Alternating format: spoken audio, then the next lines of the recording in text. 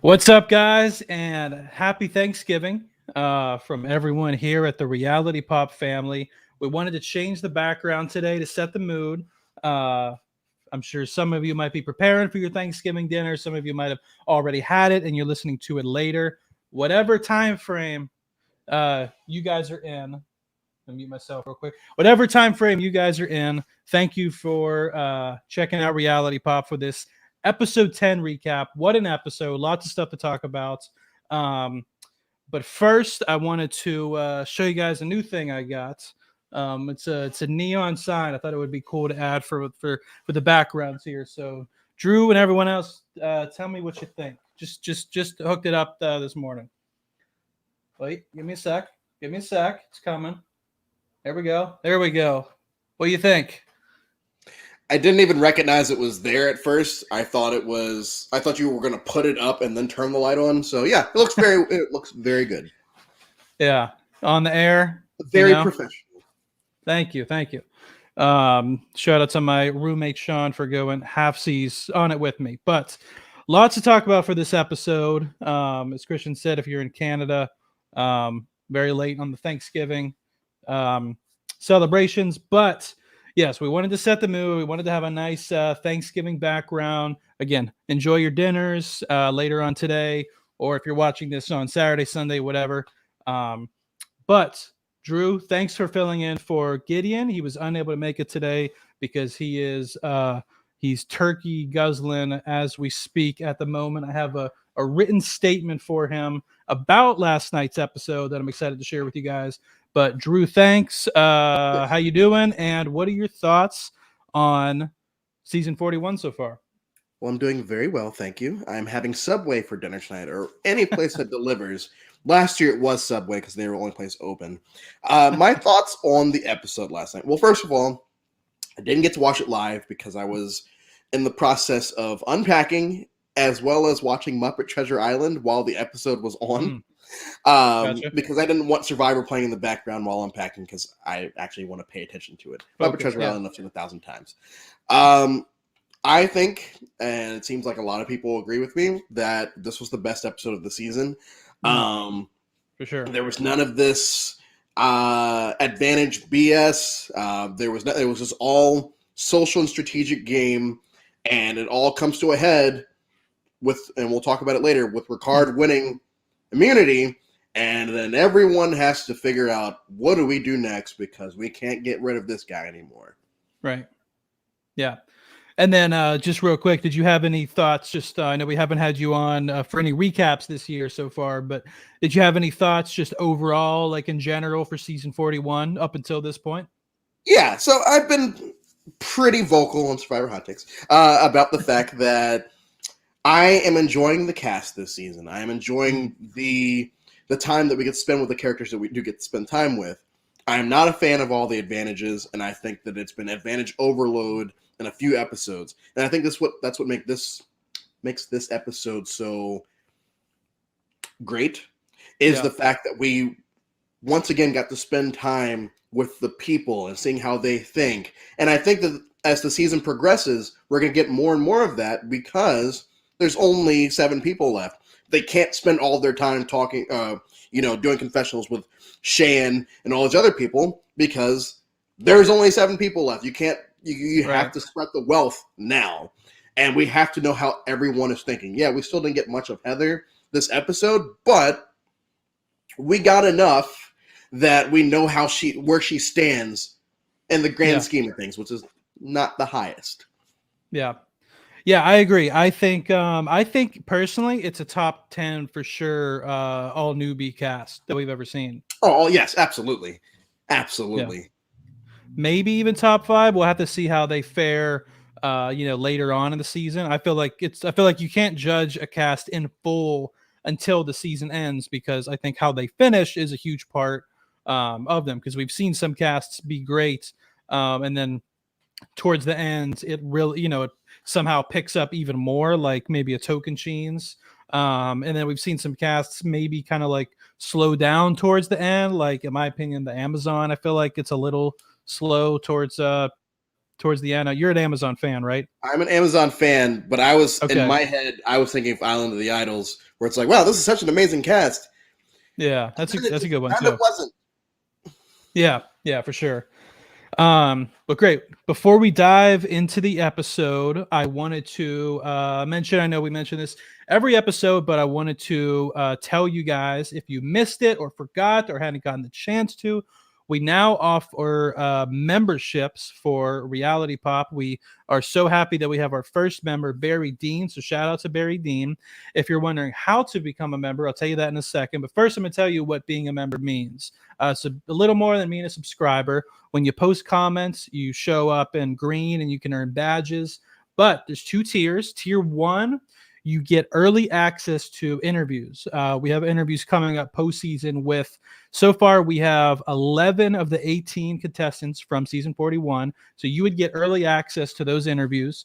We also have upcoming interviews with Jonathan Penner, with Coach, with Andrew Savage. Lots more to come in the off season. You would get early access to all those interviews. If you're a tier 2 member, you actually get to have the opportunity to sit in on those interviews. So if we're interviewing Coach, you'll get a notification. You can come onto the stream. You won't be like on the screen like me and Drew are now, but you would be able to sit in, maybe say hi, maybe ask a question. So become a member today. You'll get a thank you video from the Reality Pop team. And at the end of the season, we'll be doing a raffle for a free, or I guess it won't be free because you have to pay to enter, but a Survivor 41 merge buff. As well, if you are a member, you get a free entry into the raffle, as well as you get like multiple entries to increase your chances of winning. So more stuff to come on members, but to do that, go to the channel link, and next to where it says subscribe or subscribed, if you're already subscribed, you'll see a button that says join, and from there on out, it's very easy to fill out, and that would definitely help support our channel, Survivor Buffs show, as well as Drew's reality hot take show, which you should go check out. He's had some really great guests. You just had Davey Rickenbacker. Rickenbacker? Is that how you say it? We'll just go with it. But yes, everyone that hasn't seen that episode with me and Davey from Davey vs. Goliath, please check it out. If you are, enjoying some of the casting choices this season, I would say that to definitely check that out. If for everyone that doesn't know, Davey's in charge of the Survivor Diversity campaign on Twitter. I am a part of that as well, and we talk a lot about that. So, yes, please check it out. Awesome. Okay, let's dive into the episode. Before I talk to you, Drew, I wanted to say Gideon, the normal co-host of the show, has prepared a written statement for his thoughts on the episode. So he says, and quote, "It was the best episode so far. I believe Ricard is going to adopt Shan's edits, except I now think he's going to win. He needs to go for Deshawn next, however, if he has any chance to win. Shan played great, but the last few episodes, she lost her footing. She played great. She just played great too early." I agree with Gideon on almost all fronts except for the Ricard win. But I don't know if we're going to touch on all of that as we go on. But yeah, I think Gideon's pretty spot on with most of his observations. Mm-hmm. Yeah. I've been pulling for Ricard pretty much since before even the cast was officially announced, back when we were me and Gideon were cyber stalking all of the contestants. Ricard just oozed winner vibes for some reason. Once all the press and interviews and everything came out, it just furthered my position. So I've been pretty heavy on Ricard, as well as Tiffany's. I was wrong about that one, but Ricard was my winner pick. We'll show you guys our teams at the end. Wait, let me pull that up real quick. Me and Gideon's fantasy teams. I think I've taken a firm lead. We'll touch back on this at the end of the episode, as well as give our MVPs of the episode. Drew will give me his, and like our most likely to win, least likely to win. I mean, I think least likely to win, it's just been Heather every episode, and as long as she's there, I don't think it's going to be anyone else. Or That would be would Heather winning be the most surprising win in the show's history? I think so. Yeah, just based off of yeah. This is also jumping the gun a lot, but yeah, I think it would be. Mm-hmm. I think it would be. Yeah. Okay, so to dive into the episode, we saw the fallout of the double elimination. Nasir got voted off, and Erica, two people who Evie. Evie, sorry, got the E's, too many E's this season. But me and Gideon we liked both of them, but since episode 1, we always felt like they maybe we weren't getting winner edit vibes from either of them. We liked both of them, and both of them impressed us more than we thought they would. Two of our favorite players from the season, but both of them got eliminated the night before. We saw the fallouts, and one of the early scenes that I think caught my eye, which was an interesting, I guess, storyline or dynamic to follow. One thing we never had seen before was I guess it's weird because there's like a Power 4 alliance, but there's also like a Power 4 alliance plus Ricard, Power 5. However you look at the alliance, there clearly was a core 4 being Danny, Liana, Shan, Tel, and Deshawn. And there was this interesting dynamic where I can't remember who said it first. I feel like it might have been Shan that said it first, but they had mentioned a couple times of doing it for the culture. And Deshawn basically said what they meant by that was this attempt or this push to for that core 4, of course, all 4 of them being black, to be the first all black Final 4 in the show's history. It's an interesting confliction that it seems like both Chantel and Deshawn had, which was obviously that would mean a lot to them. To those 4 guys. But at the same time, they were conflicted because they were worried if that would hurt their own personal chances of winning the game. So from my point of view, as a Survivor fan, I've always been on the side of, do whatever it takes, drop your alliance members if you have to. It's just a game. And nothing else. But I also don't have the same perspective that the people in that alliance do. So, it's an interesting dynamic. It's kind of hard to give your opinion if if you don't have the same perspective. So, but I thought it was an interesting kind of storyline to follow as the episode went on, that sort of confliction, that decision that they ultimately had to make, even though Ricard seemed to end up being the one that maybe had the most say. But anyway, I'm rambling. What are your thoughts on that situation, Drew? So as you were talking, I thought at any moment he's going to be like, Drew, you're black. How do you feel about this? I would say, and I do see where everyone is coming from in this situation. Mm. Yes, they want to do it for the culture. And I think it was Deshawn that said, I'm torn between wanting to do it for the culture and wanting to take care of me and mine and winning the game. And I think Deshawn, nobody left in the game. No one is stupid, period, in this game. But what we're shown here is Deshawn is not stupid. He knows that he would have an uphill battle at Final 5, even if it's the 4 of them plus Ricard. Right. If they don't get rid of Shan now, or Ricard now, they have to get rid of one of them. And so I get it. I honestly do. And you saw it. You saw it with the season of Big Brother, where they just kind of steamrolled their way to the end. And as we see at the end of this episode, when it came to it, the win mattered more than the culture. And I can't speak badly on either one because I don't know what I would do in that situation. If I was on a season like this where it's like, hey, we want to do it for the culture, it's like, okay, cool. But also $1 million is like amazing. And I would like to have that too. And if black folks hate me afterwards, it's fine. So I tend to say that what ultimately ends up happening is the right decision for everyone involved, including the people that didn't even vote for Shan the first time. Oh no, yeah, well, yeah, they didn't even vote for Shan the first time, even though they were all in on the plan. I think it's the right move for everyone because Shan was clearly, at least what we were shown, running the game. And I think this gives people options now on what to do next. And I actually think, despite what Gideon says, he thinks that Ricard is going to win now. I think that Deshaun, in my head, I think Deshaun's going to win. And I also want Deshaun to win, so I'm biased. Mm-hmm.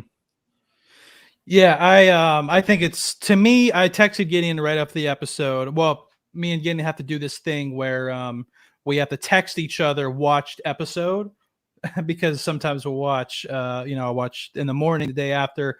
We'll have to like not spoil it. We'll have to text each other watched episode.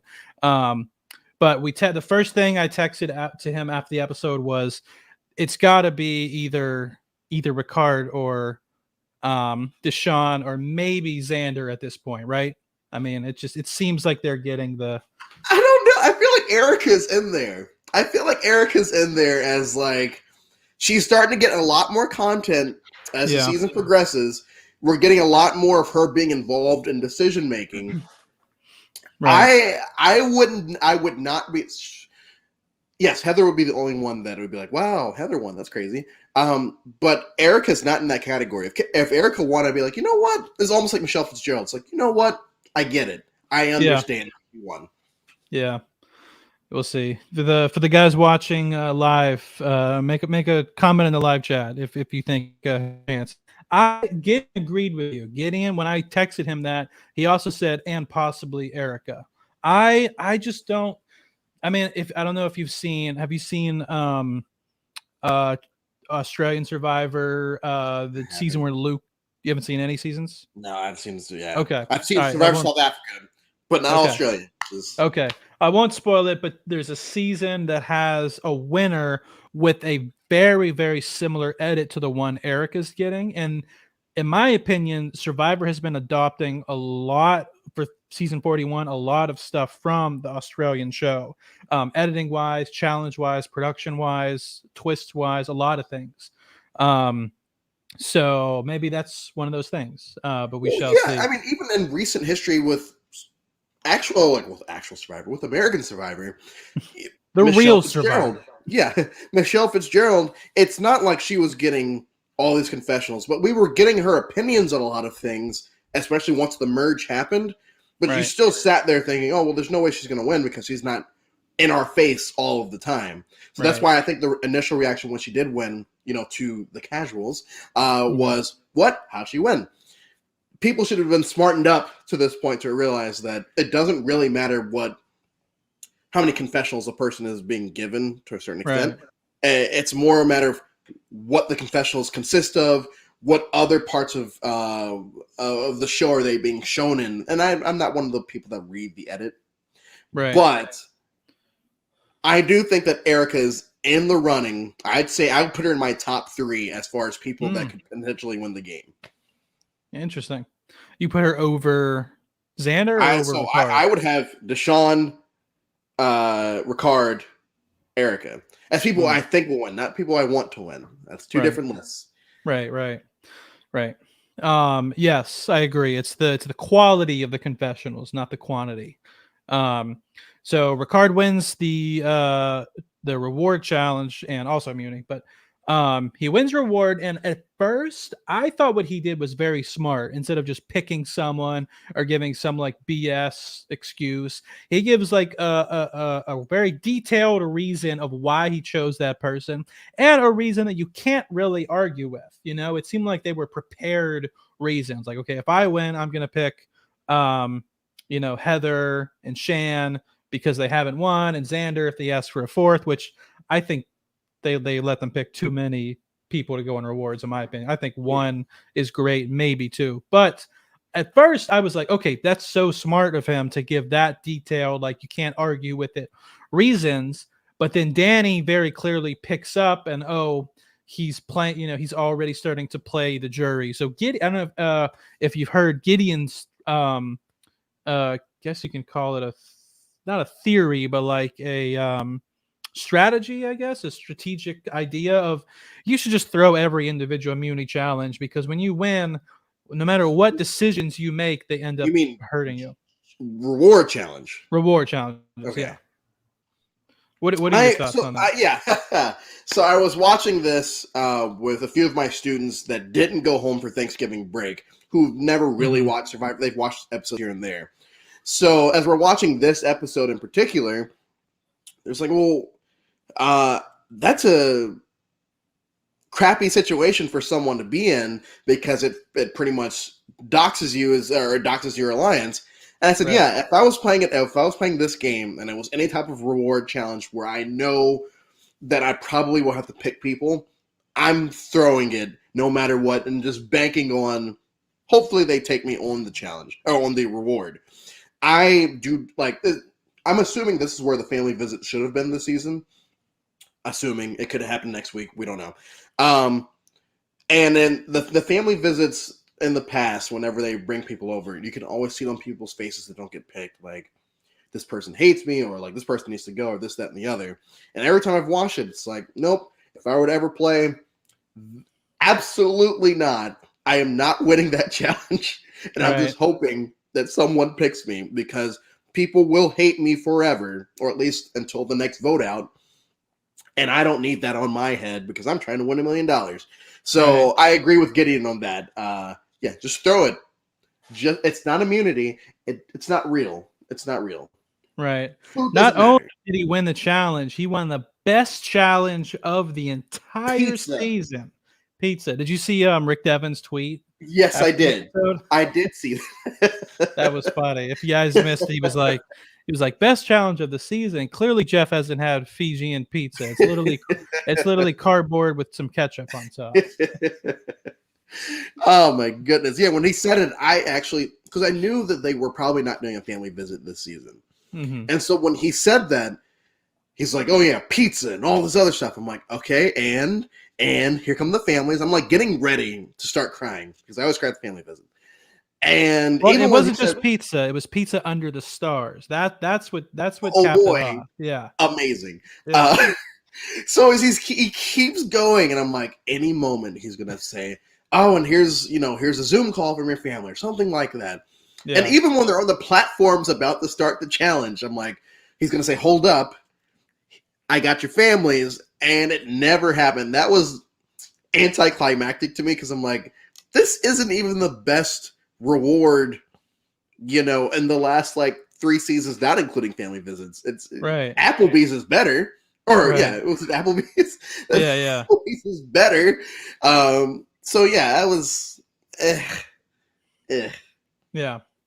Well, so Danny and Deshaun, more so Deshaun, comes up with the idea of, you know what, maybe this should be the week that we finally get rid of Chantel.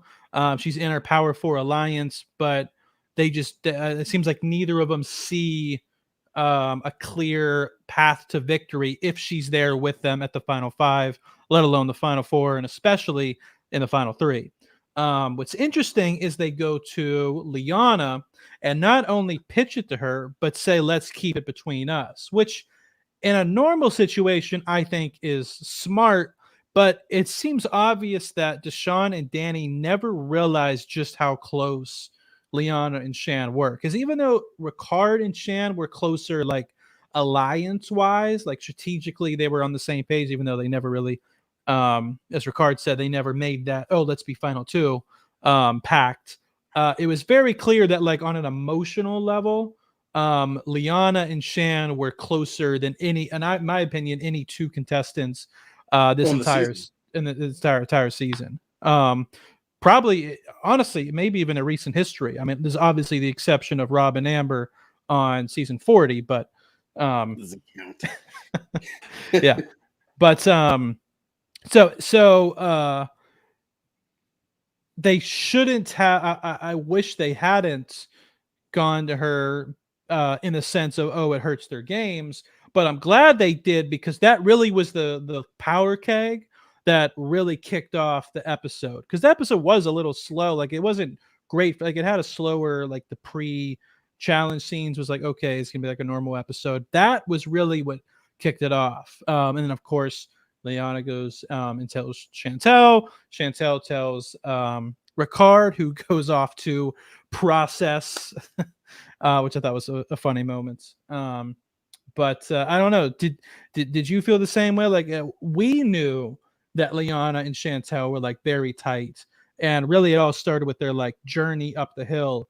But it seems clear. Maybe I don't know. Did you think the same thing? Maybe Deshaun and Danny just didn't realize how tight they were. Would you have done the same in their situation?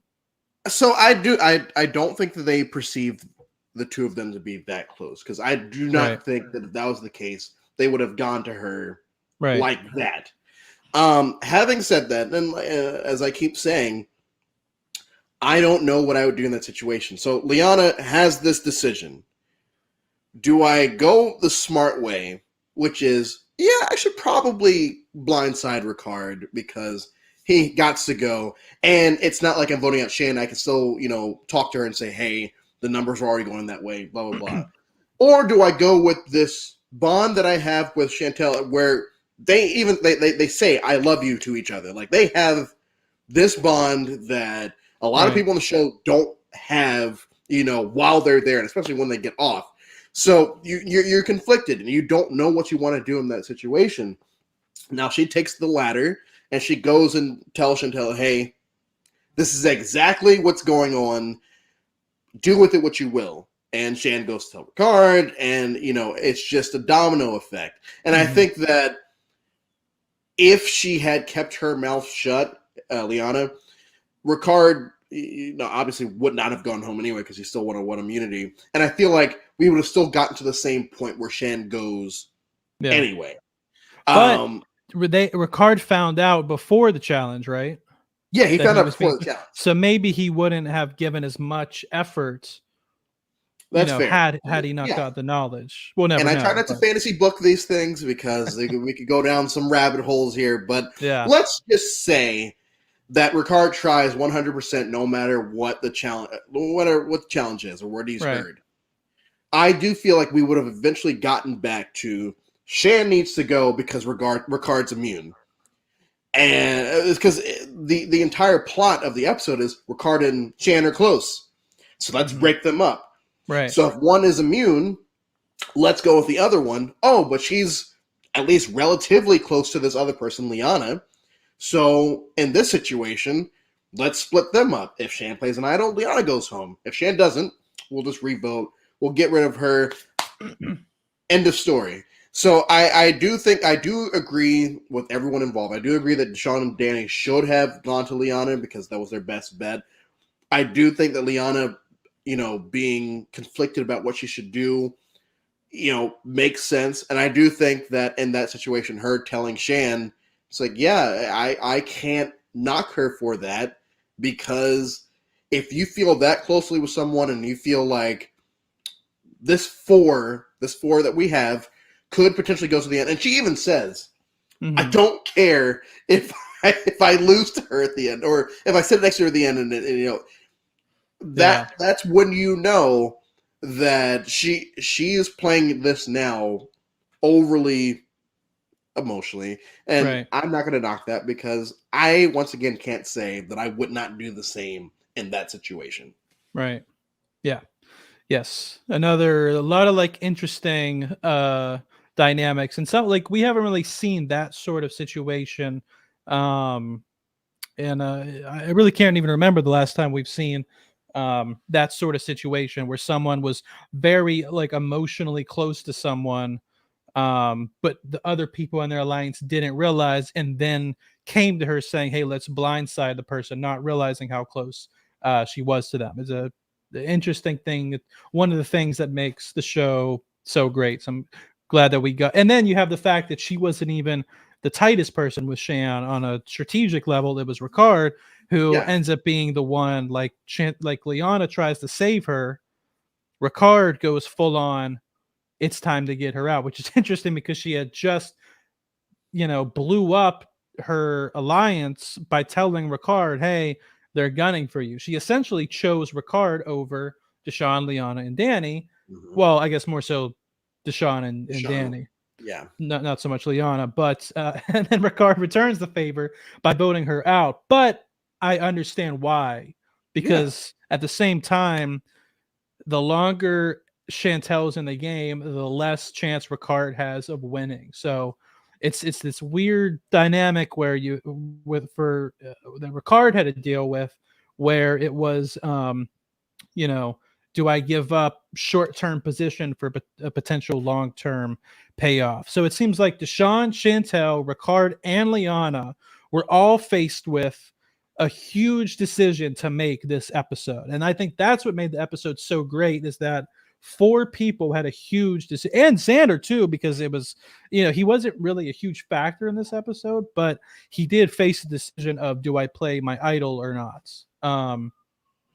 He didn't, which I think is just, man, this guy's awareness of the game is so high, and the fact that has that level of awareness while not being in the conversations is incredible. And there's a siren outside, so I lose. I don't know if you saw me do a thing every week where we see who gets the first siren.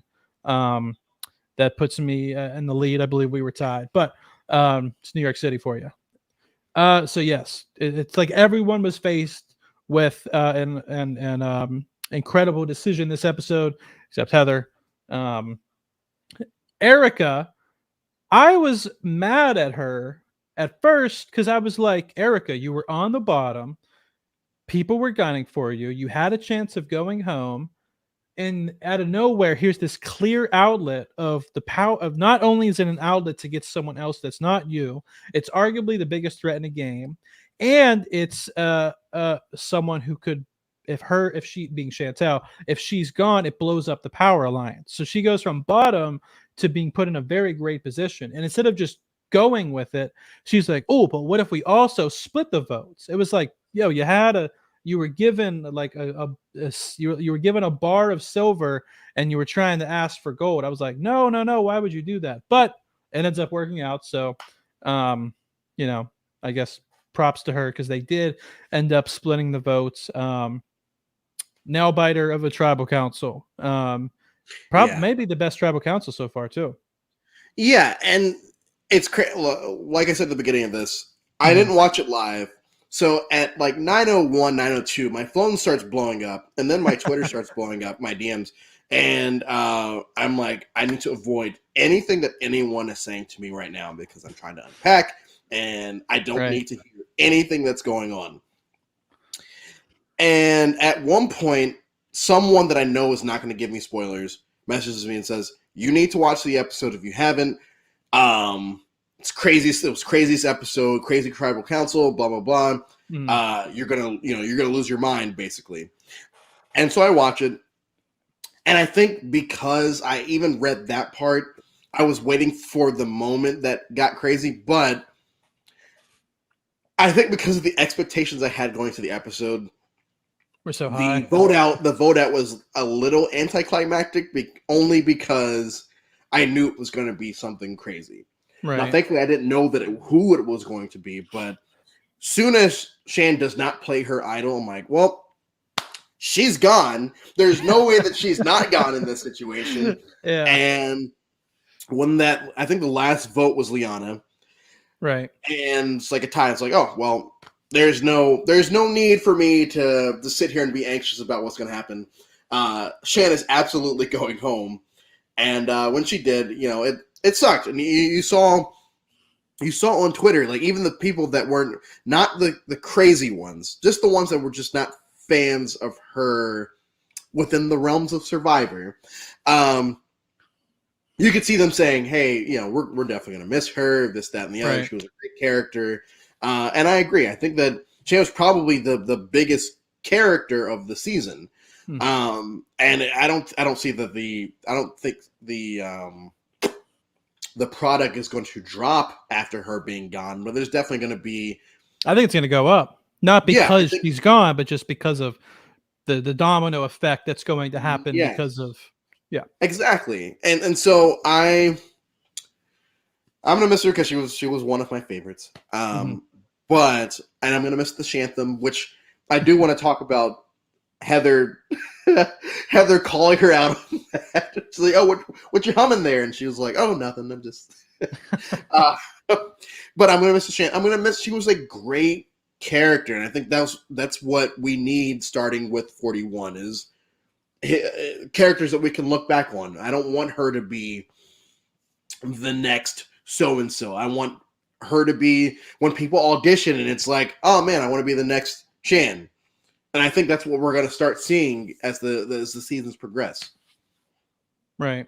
Absolutely. Really looking forward to next week's episode. At this point, it seems like Heather and Erica are locked. It seems like Danny and Deshawn are locked. Liana is a free agent, but I don't think Liana, and she's like, maybe out for revenge, but it's like, who can she really use? Maybe Xander, but they've just been so not on the same page for so long. I don't think she's going to work with Ricard, Deshawn, or Danny. It's like she's a free agent, but she has no one. So at this point, I actually put Liana at the bottom of the totem pole, in my opinion. Not as far as least likely to win, because I still think that's Heather. Because if somehow Liana can squeak to the end, I think she maybe has a chance. But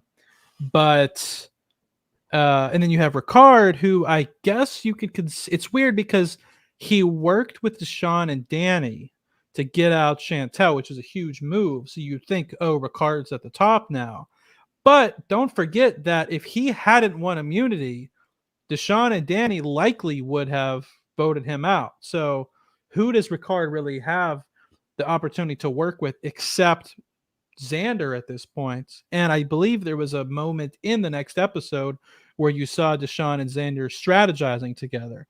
That would be a really cool alliance. So it'd almost be like a battle of twos, because I feel like Liana maybe is the most likely to go home next episode. So then it would maybe be an interesting final six where you have Deshawn and Danny, Erica and Heather, and then Ricard and Xander. And it's like, which of the twos are going to, I don't know. It's just Chantel leaving is just a huge, she was a glue to a lot of things. Yes. And even though she was entertaining and fun to watch, I'm like glad that she left, not because I didn't like her, but because I feel like it's going to be a really interesting next, 2 episodes left, or the finale is December 15th. So we have 2 episodes before the finale. Okay. And there's 7 left. So I guess the finale is the final 5. Okay. Yeah, that makes sense. Right. They haven't mentioned anything about the fire making challenge. So no. I'm curious if they dropped them. Yeah. Could you imagine? Imagine the possibilities. Yeah, I'm really looking forward to the finale. I mean, I'm also looking forward to the next 2 episodes leading up to the finale. Right. I do think that, yes, Liana is by herself right now, but as we've seen in a lot of modern day Survivor, that doesn't necessarily mean anything. This isn't season 1 where it's like, okay, let's just pick off the next person and then we'll move on. Right. It's always, oh, how can I use this person to get rid of this person? And then the person at the bottom becomes someone like number 3 or 4. Right. So I don't necessarily, yes, if we were thinking about this old school wise, she is absolutely leaving next week. There's not a doubt. Mm-hmm. But I do think there is a chance that a big chance that she survives this episode, because that 3 of Ricard, Danny, and Deshawn, it's not like they're some all-time great alliance. They just kind of got together this round to do what needed to be done. Ricard still shouldn't trust these 2 because he knows that they were trying to come after him. And I think Ricard has a confession where it's like, Deshawn continues to lie about stuff, and I don't like that. I don't respect that. So I think that when when this episode starts, it's going to be 2-on-1, and who's going to get the soldiers to take the other one out. Right. Yes, I agree. I wanted to show briefly me and Gideon's fantasy teams.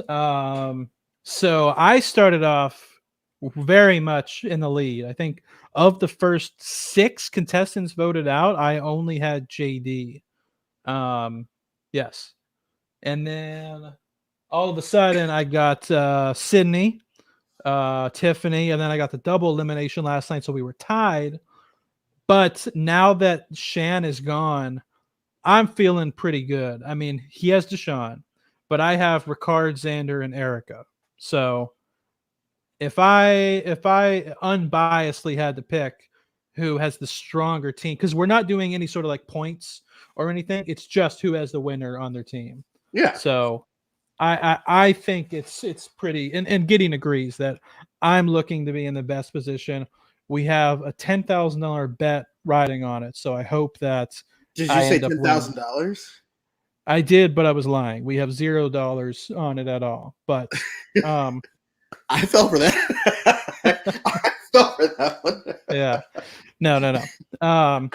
But next episode should be fun. We have a potential. Gideon will be back. We have a potential past contestant special guest to come. They told us yes, but then they also said I might have to cancel. So I don't want to announce who the person is. We will get that person at some point. It's a previous winner, so it'll be our first previous winner to be on a recap in a new school winner. Those are the hints I'll give. But I don't want to say who because again, it's 50-50. But they guess, but okay. I'll talk afterwards. But Okay. So other than that, who's your guys winner pick? Leave a comment in the video below in the comment section down below. Be sure to subscribe if you haven't. Be sure to like the video. It helps us with the YouTube algorithm. If you don't have time to watch us and you just want to listen, you can check us out on Google Podcasts, Apple Podcasts, and or Spotify. The links to all three of those are in the description, as well as the links to our Twitter, our Facebook, our Instagram, and our TikTok, and our Discord. So lots of ways we can interact. We can talk Survivor. Drew, check Drew out on Reality Hot Takes. Do you have a guest yet for this week, or still? It's yeah. I don't have one yet, but we'll okay. Get it. Yeah. Yes, some exciting things to come. I know Big Brother's coming back in February. Amazing Race is coming back in February. We're going to be covering all of it.